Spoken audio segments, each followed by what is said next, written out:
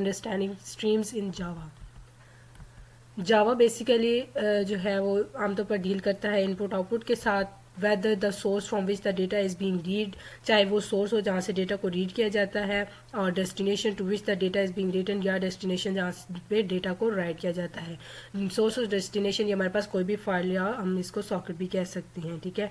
Data always move into a stream, data हमेशा जो है स्ट्रीम में मूव करता है। स्ट्रीम बेसिकली हमारे पास जो है सीक्वेंस ऑफ डेटा आइटम्स होता है, जैसे कि हमारे पास बाइट का सीक्वेंस हो गया, हमारे पास करेक्टर स्ट्रीम्स भी होती हैं, बाइट स्ट्रीम भी होती हैं। बाइट रॉ या बाइनरी फॉर्मेट में अगर डेटा हो तो वो हम उसे बाइट स्ट्रीम कहेंगे, और अगर करेक्टर डेटा हमारे पास करेक्टर की फॉर्म में हम उसको स्टोर कर रहे हैं या मैनेज कर रहे हैं तो वो करेक्टर स्ट्रीम कहलाएगा। करेक्टर स्ट्रीम जो है इंटरनली बाइट स्ट्रीम को ही यूज़ करता है।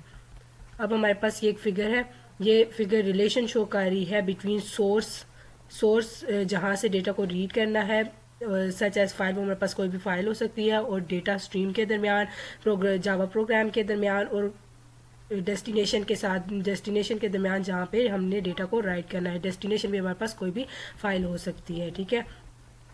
अब डेटा फ्लो करेगा डेटा स्ट्रीम के अंदर फ्लो करेगा, स्ट्रीम में फ्लो करेगा सोर्स से जावा प्रोग्राम की तरफ रीडिंग के केस में, और राइटिंग के केस में जावा प्रोग्राम से डेस्टिनेशन की तरफ फ्लो करेगा। अब जो सोर्स या डेस्टिनेशन है हमारे पास कोई भी इनपुट आउटपुट डिवाइसेस हो सकती हैं, जैसा कि हमारे पास फाइल या सॉकेट। अब हमने क्या कहा कि सोर्स या डेस्टिनेशन हमारे पास क्या है, कोई भी फाइल या सॉकेट हो सकती हैं। तो हमारे पास जो रीड और राइट का ऑपरेशन है ये हमारे पास 3 सिंपल स्टेप के अंदर परफॉर्म होता है। फर्स्ट वन इज़ के ओपन द स्ट्रीम, हम पहले स्ट्रीम्स को ओपन करते हैं। सेकंड वन के उसके अंदर हम डेटा को रीड करना है तो रीड करेंगे, और राइट करना है तो राइट करेंगे। Third one is close the stream, फिर हम स्ट्रीम को क्लोज कर देंगे, जितना हमने रीड करना है उसके अंदर रीड करके उसके बाद अगर हमने राइट करना है तो उसके अंदर डेटा को राइट करने के बाद हम स्ट्रीम को क्लोज कर देंगे। हमारे पास 2 टाइप्स की स्ट्रीम्स होती हैं, लो लेवल स्ट्रीम्स और हाई लेवल स्ट्रीम, ठीक है। जो कि लो लेवल स्ट्रीम जो होती हैं ये बाइट या करेक्टर, ये डेटा को बाइट्स या करेक्टर में रीड और राइट करती हैं। हाई लेवल स्ट्रीम जो होती है ये डेटा को बाइट की फॉर्म में रीड करती है लो लेवल स्ट्रीम से, और ये फॉर्मेटेड डेटा को रिटर्न करती हैं कॉलर को, ठीक है। अब हमारे पास कोई भी हमने फंक्शन फाइल के ऊपर हम बेसिकली 2 तरह के फंक्शन परफॉर्म करते हैं, एक रीडिंग और एक राइटिंग का, ठीक है। तो रीडिंग और राइटिंग के लिए हम डिफरेंट तरह के स्ट्रीम क्लास का यूज़ करते हैं। तो सबसे पहले हम राइटिंग को डिस्कस करते हैं, writing data to the file. Writing data to the file means storing data in the file, के डेटा को फाइल के अंदर स्टोर करना, ठीक है, राइट करना। जब कोई भी हम कोई भी प्रोग्राम रन करते हैं तो वो हमारी रैम के अंदर कुछ स्पेस कंज्यूम करता है, ठीक है। उसके अलावा हमारे पास हार्ड डिस्क होती है जिसके अंदर हमारी सारी फाइल्स पड़ी हुई होती हैं, ठीक है। तो अब हमारे पास हार्ड डिस्क के अंदर एक फाइल मौजूद है, तो उसके अंदर हमने जो है डेटा को राइट करना है, ठीक है। हम डेटा को राइट करना चाह रहे हैं तो उसके लिए हम जो प्रोग्राम बनाएंगे उसके वेरिएबल के अंदर हम डेटा को स्टोर कर देंगे, जिसको हमने जो है उस हार्ड डिस्क में पड़ी फाइल के अंदर स्टोर करवाना है। तो ऐसा करने के लिए हम एक फाइल आउटपुट स्ट्रीम क्लास का ऑब्जेक्ट बनाते हैं, ठीक है।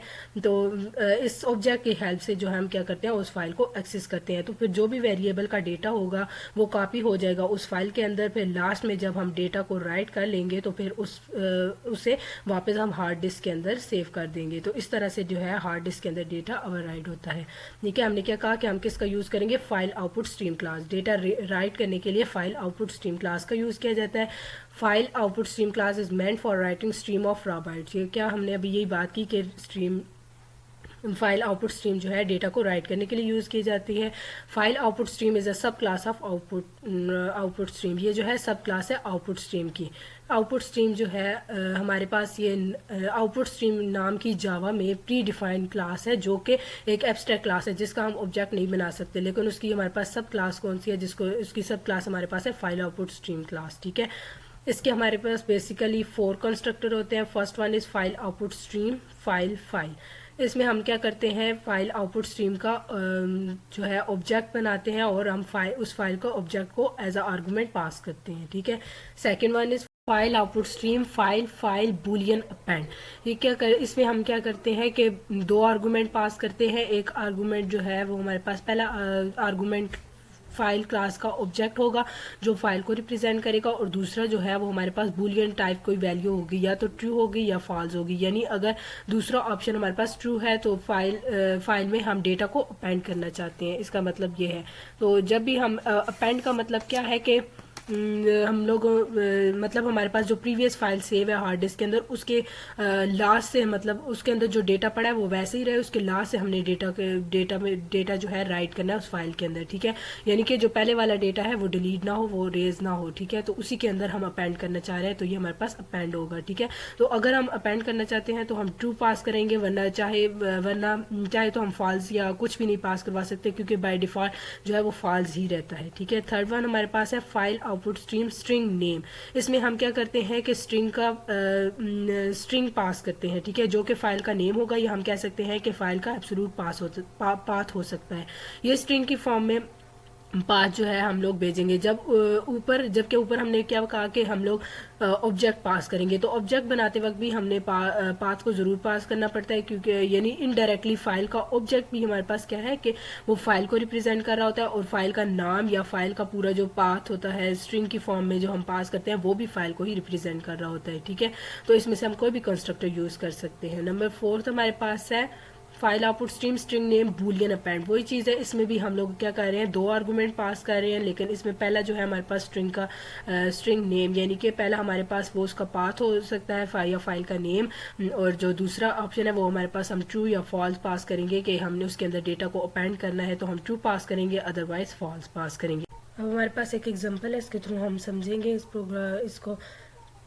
सबसे पहले हमने लिखा import java.io.static सेमीकोलन। पहले io पैकेज को हम इंपोर्ट करवाएंगे, ठीक है। फाइल आउटपुट स्ट्रीम क्लास है, जो फाइल आउटपुट स्ट्रीम क्लास है ये io पैकेज में मौजूद है, ठीक है। स्टैटिक का मतलब ये है कि io पैकेज की सारी क्लासेस को हमने इंपोर्ट कर लिया है, और इसमें हम क्या करेंगे, इसमें से हम कोई भी क्लास जो है वो यूज़ कर सकते हैं। उसके बाद हमने एक क्लास बनाई, उसका नाम क्या रखा, फाइल एग्जाम्पल। फिर हमारे पास मेन फंक्शन है, मेन फंक्शन के बाद हमने जो है लिखा है थ्रो io एक्सेप्शन। अब आउटपुट स्ट्रीम के अंदर हमारे पास जो फाइल आउटपुट स्ट्रीम है, इसमें हमारे पास चेक एक्सेप्शन आ सकती है, इसलिए मेन के आगे हमने थ्रो का कीवर्ड लिखकर आयो एक्सेप्शन भी मेंशन किया है। अब मेन के अंदर हम लोगों ने एक इंटीजर टाइप का वेरिएबल आई डिक्लेयर करवाया है। उसके बाद हमारे पास फाइल आउटपुट स्ट्रीम क्लास है, इसका हमने रेफरेंस वेरिएबल बनाया है जो क्या है एफ आउट।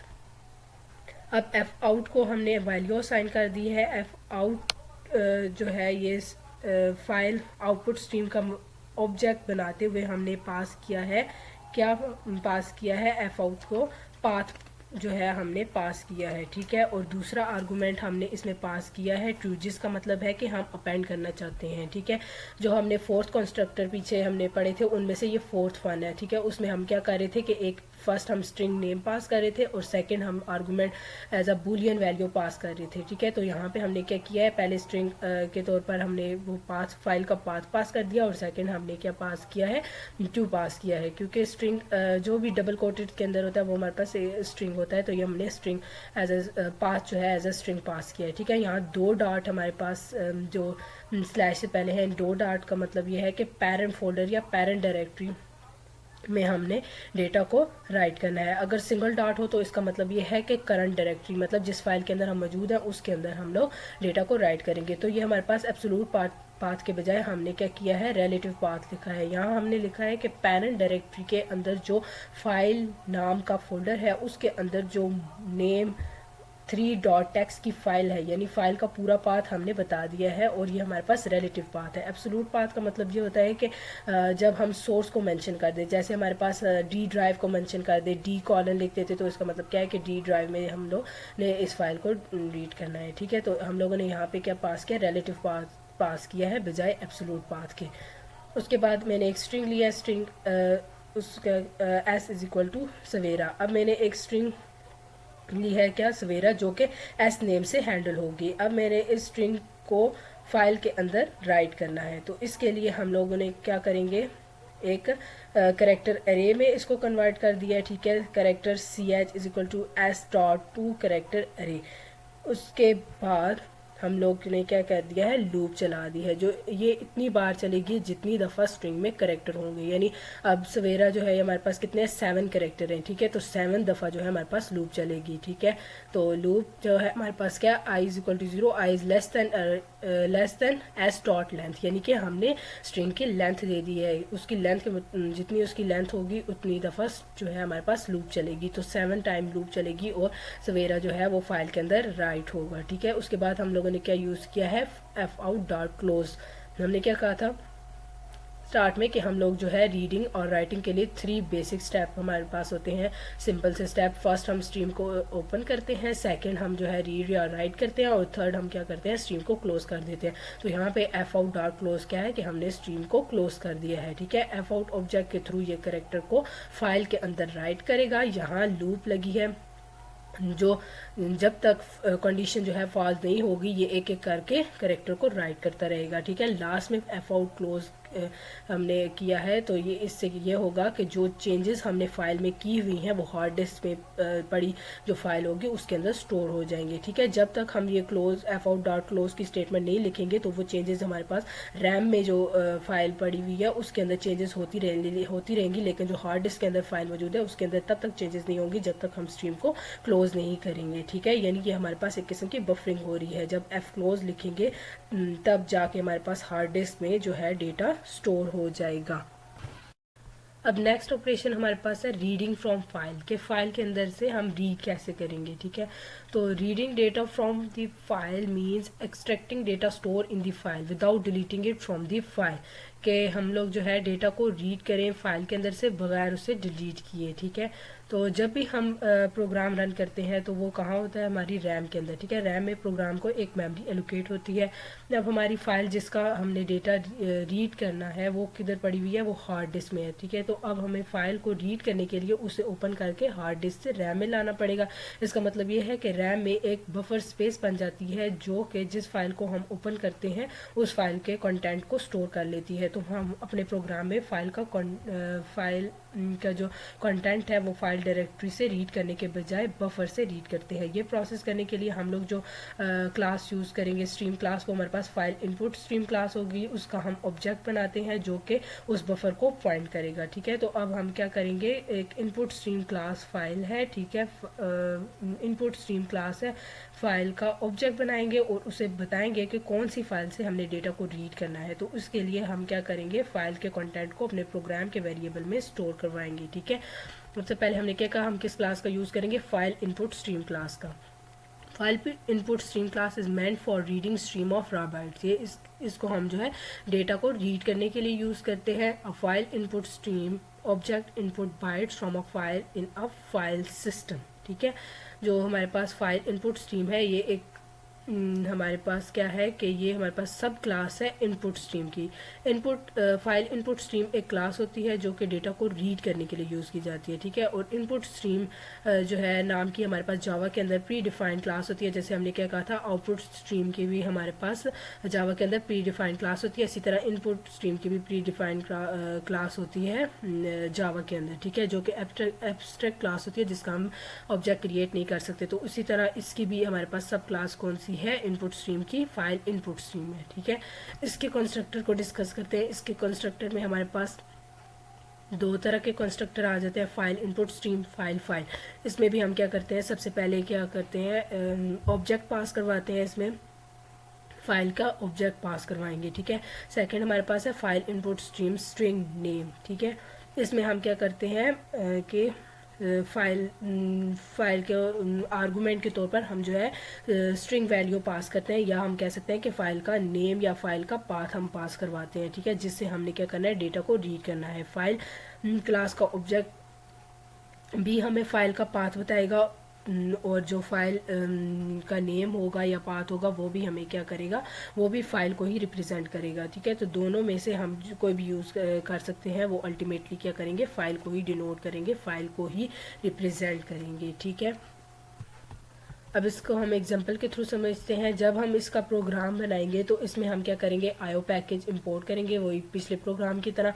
आईओ पैकेज की दो क्लासेस की हमें यहाँ पे ज़रूरत पड़ेगी, एक फाइल इनपुट स्ट्रीम क्लास की और दूसरी आईओ एक्सेप्शन की। जैसे हमने पिछले प्रोग्राम में कौन सी क्लास का यूज़ किया, फाइल आउटपुट स्ट्रीम का, क्योंकि हमने डेटा को राइट करना था। यहाँ पर हमने डेटा को रीड करना है तो फाइल इनपुट स्ट्रीम का यूज़ करेंगे, ठीक है।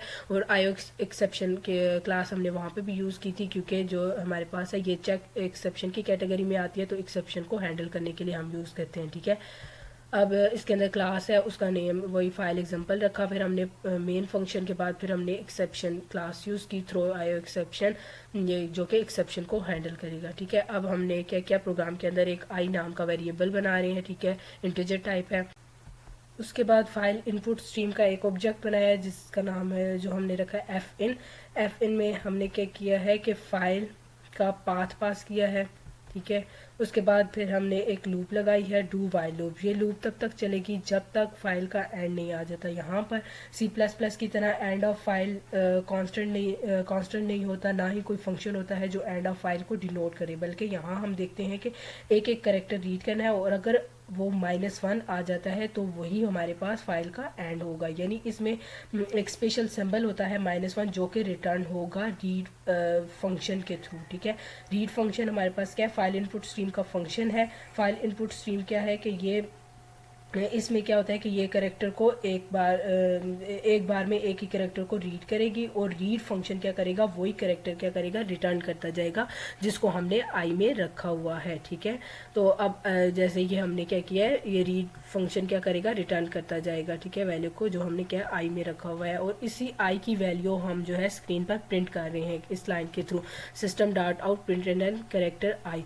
यानी इसमें हम जो है इस तरह जो हम फाइल से रीड करते रहेंगे वो साथ साथ क्या होता जाएगा, प्रिंट भी होता जाएगा। जब फाइल का एंड आ जाएगा तो फाइल तो जो रीड फंक्शन है वो -1 रिटर्न करेगा। ठीक है, तो आई की वैल्यू अगर -1 आ जाती है तो वो हमारे पास एंड ऑफ फाइल हो। लास्ट में हमने F in dot close line लिखी है कि हमारे पास जो है उसको स्ट्रीम को क्लोज कर देगा। यानी यहाँ पे लास्ट में हमने क्या कर दिया है, हमने क्या कहा था कि पहले स्ट्रीम को ओपन करते हैं, फिर उसके अंदर रीड का ऑपरेशन परफॉर्म करते हैं, फिर स्ट्रीम को क्लोज कर देते हैं। तो जब हमने एफ इन डॉट क्लोज कर दिया तो इसके मीन्स हमने जो है वो फाइल रीड हो गई है, तो इसलिए हमने फाइल को क्लोज कर दिया। ठीक है, आई होप आपको इन सब की समझ आ गई होगी।